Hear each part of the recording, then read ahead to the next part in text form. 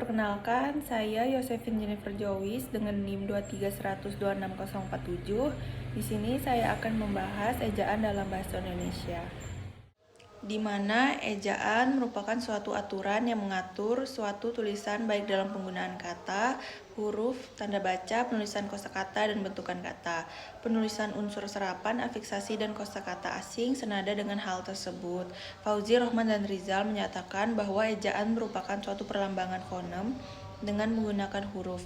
Dalam sistem bahasa ditetapkan mengenai perlambangan suatu fonem. Lambang tersebut disebut dengan huruf, dan menurut Rohmansyah, ejaan memiliki fungsi sebagai landasan pembakuan tata bahasa yang kosakata dan peristilahan serta alat penyaring masuknya unsur-unsur bahasa lain ke dalam bahasa Indonesia. Menuliskan kaedah ejaan dan tulisan disebut dengan pembakuan. Masyarakat Indonesia dengan beragam dialek membutuhkan bahasa standar yang dapat digunakan oleh seluruh lapisan masyarakat.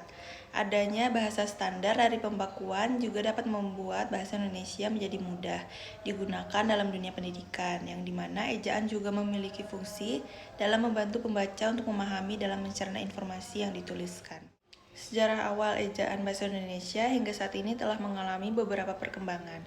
Perkembangan tersebut telah dijelaskan secara singkat oleh Badan Pengembang dan Pembinaan Bahasa dalam Prakata yang ditulis melalui Pedoman Umum Ejaan Bahasa Indonesia tahun 2016, ditinjau dari sejarah penyusunannya sejak Peraturan Ejaan Bahasa Melayu dengan huruf Latin ditetapkan pada tahun 1001 berdasarkan Rancangan Van Ophisien dengan bantuan Engku Nawawi, Gelar Sultan Mamur, dan Muhammad Taib Sultan Ibrahim. Telah dilakukan penyempurnaan ejaan dalam berbagai nama dan bentuk. Pada tahun 1938, pada Kongres Bahasa Indonesia yang pertama di Solo disarankan agar ejaan bahasa Indonesia lebih banyak diinternasionalkan.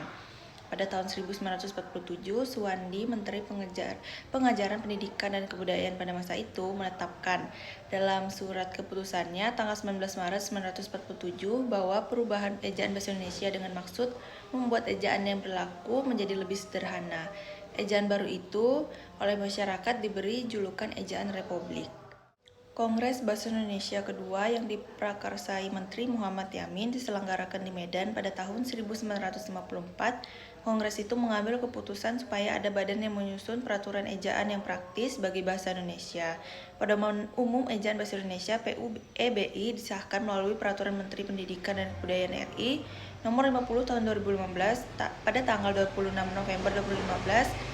Perubahan ini terjadi karena tuntutan akan kemajuan iptek, sehingga penggunaan bahasa Indonesia menjadi semakin berkembang, sehingga diperlukan suatu perubahan pada ejaan bahasa Indonesia.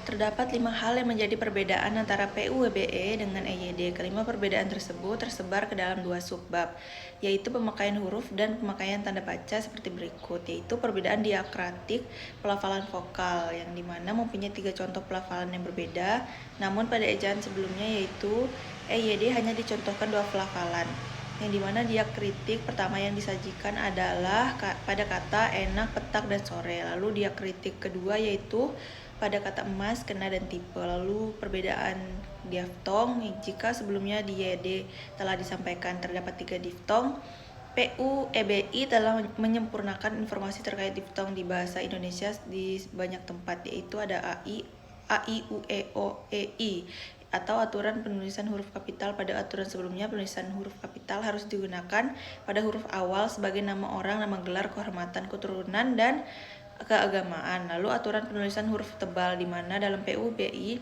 dijelaskan bahwa huruf tebal digunakan untuk menegaskan bagian tulisan yang sudah ditulis miring.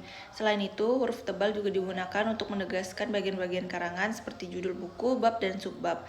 Lalu penggunaan tanda baca. Tanda baca merupakan hal yang wajib diperhatikan, terutama dalam bahasa tulis. Pada YD yang diresmikan pada tahun 1972, tanda bacak titik koma dijabarkan selengkap di PUBI. Pada aturan sebelumnya, titik koma hanya digunakan untuk memisahkan bagian-bagian kalimat yang sejenis ataupun setara.